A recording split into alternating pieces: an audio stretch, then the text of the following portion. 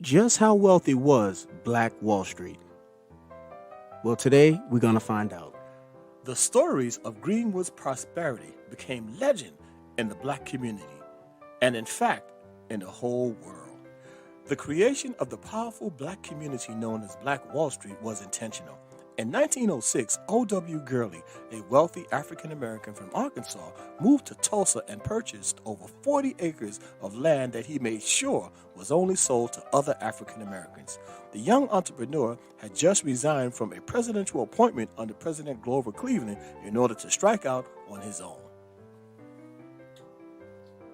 Mr. Gurley became a multi-millionaire, and he was the owner of several businesses, including his prized possession, which was a hotel.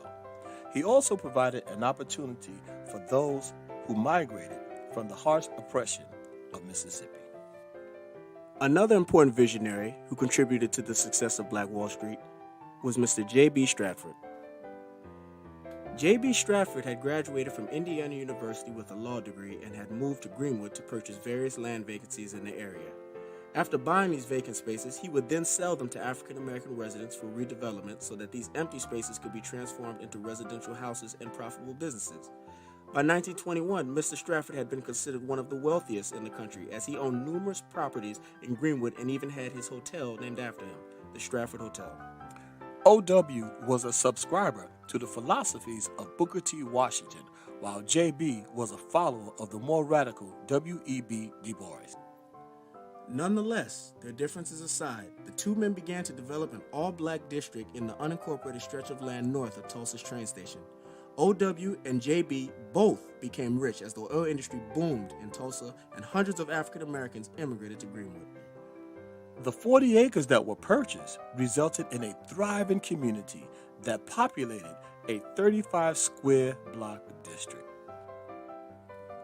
There were over 600 businesses, and on Black Wall Street were attorneys, real estate agents, dentists, pilots, architects, musicians and singers, entrepreneurs, doctors, pharmacists, dry cleaners, plumbers, barbers, hairdressers, professors and teachers, nurses, bankers, newspaper editors, among many other professions who offered their services in the neighborhood.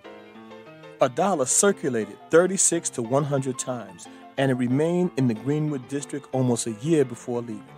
To this day, no other community has been able to duplicate that type of circulation. There are communities today, however, where the dollar stays in about 30 days and 45 days, but no other community, as has been said, has ever been able to match that type of circulation. Although it wasn't the only one, there were prominent black business districts in Durham, North Carolina, Richmond, Virginia, and Rosewood, Florida. The people of Greenwood achieved a level of black economic success and self-determination that had never existed before in the United States. Less than 60 years removed from slavery, to put that in perspective. Despite racial discrimination and Jim Crow segregation, the Greenwood district offered proof that black entrepreneurs were capable of creating abundant wealth. When left alone, our ancestors thrived. And one such example is this. In the entire state of Oklahoma, there were only 2 airports. Yet 6 black families owned their own private planes in the district of Black Wall Street. Wow, imagine that. Folks, think about that for a second. There were 2 airports in the entire state of Oklahoma, yet 6 families own private planes. What an accomplishment. Many of the homes had indoor plumbing before those in the white areas did. Booker T. Washington actually coined it Negro Wall Street. It was also known at that time as Little Africa. What made Black Wall Street truly special was that it was a place an ordinary person can go, such as a sharecropper, and have a respectable life, find decent paying work, and hope for a better life for his or her children. With oil men relocating to Tulsa, the resulting high demand for domestics enabled blacks to attain unheard of wages. Maids earned $20 to $25 a week, chauffeurs earned $15, gardeners earned $20, janitors, shoe shiners, and porters earned around $10. Domestics made up almost 2/3 of Greenwood's population, the remainder being professionals and business owners, whom the maids and chauffeurs hoped their children could imitate one day. As you can see, Black Wall Street was very well-rounded. Keep in mind, the domestics spoken of were actually blacks working for other blacks. The average income of black families in the area exceeded what the minimum wage is today. These were people who were actually living in the lap of luxury. Black Wall Street was its own city. It was a booming self-contained community, and many of the residents lived in luxury. Greenwood Avenue had been lined with hotels, restaurants, furriers, and even an early taxi service using a Ford Model T. For that time, that would be like driving a modern-day Bentley. This is actually a picture of the Stratford Hotel, owned by Mr. J.B. Stratford. And he is a great example of excellence and abundance in the early 1900s. As stated earlier, he was a multi-millionaire. In addition to Mr. Stratford and Mr. Gurley, the district's most successful entrepreneurs reinvested in the community, building parks, schools, churches, theaters, banks, and they had access to many luxuries that whites in the same city did not. As a matter of fact, white people routinely borrowed money from black banks, and this was even done during the Great Depression. Here's a picture of bank owners and employees taking a picture in front of one of the black-owned banks.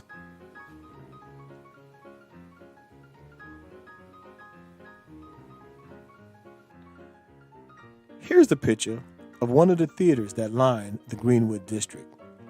During that time, while showing the silent movies, they would have a live piano player playing alongside the movie, which was the custom of the day. So you see, Black Wall Street had all of the modern-day conveniences and luxuries. They were a community that really wanted for nothing. The schools were superior to those of the white areas. When the average student went to school on Black Wall Street, he wore a suit and tie because of the morals and respect they were taught at a young age. Black Wall Street contained a business college. As a matter of fact, the children of Greenwood's professionals attended Columbia Law School, Oberlin College, Hampton University, the Tuskegee Institute, Spelman College, and Atlanta University. Black Wall Street was a dream in progress and a symbol of black success. Just how wealthy was Black Wall Street? The truth is, we'll really never know. But based on the facts, we can confidently say that today's worth will be well into the billions. And just think, that was a self-contained community that was just developing. There is no telling where it would be today. Although Greenwood, Tulsa, Oklahoma may be a distant memory, fortunately for us, we can still keep the Black Wall Street spirit alive today. With the Black Wall Street app, we now have access to thousands of black-owned businesses in the palm of your hand, desktop, or tablet. The legacy still lives on today as we practice cooperative economics, Ujamaa, by using the official Black Wall Street app. As always, please remember to like, comment, share, and subscribe. Thanks for watching.